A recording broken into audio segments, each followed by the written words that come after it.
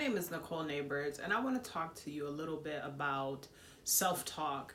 I think it's not so much what happens to us, but it's the stories that we make up in our heads that can imprison us or place us in a place of stagnation, which is caused by fear, which is plagued by guilt and even depression. I think it's important to kind of take a moment and assess how we speak to ourselves. You know, at the worst times of my life, I can remember beating myself up even more on a daily basis, multiple times throughout the day. I would call myself a loser.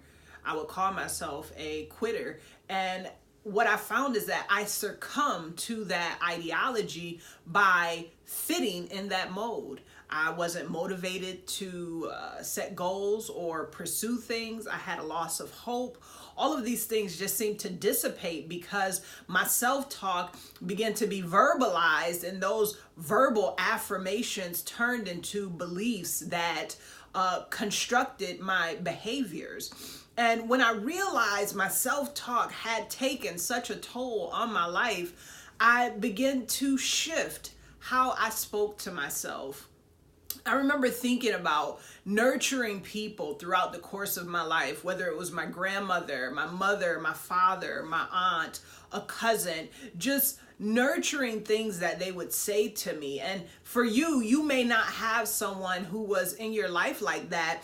I always suggest that people use maybe a TV character, a TV mom that you think is very nurturing and very caring, and replace that voice and that persona with how you speak to yourself until you can kind of take over and begin to speak to yourself in a healthy manner. It's not easy, but the first step is noticing that there is an issue. The first step is identifying that there's a problem. Once we identify that there's a problem, then we can implement tools and strategy for change, like thinking of those people in our lives who were nurturing or pulling from a character on television and utilizing that voice to be nurturing to us. In this way, when we mess up, it's not, you're an idiot, you're stupid, you're never gonna get it right. Instead, it's okay.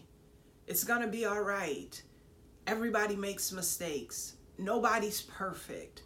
There's nothing wrong with giving ourselves a break. There's nothing wrong with being able to speak to ourselves in a way that's not demeaning or hurtful. We experience that enough through life and through systems and people and, things with bias and prejudice. Why do we internalize that and then speak to ourselves that way?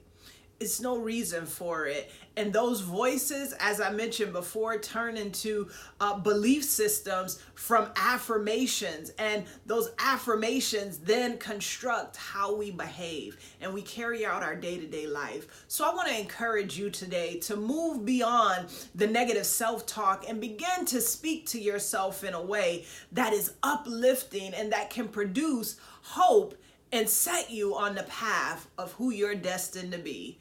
Grace and peace.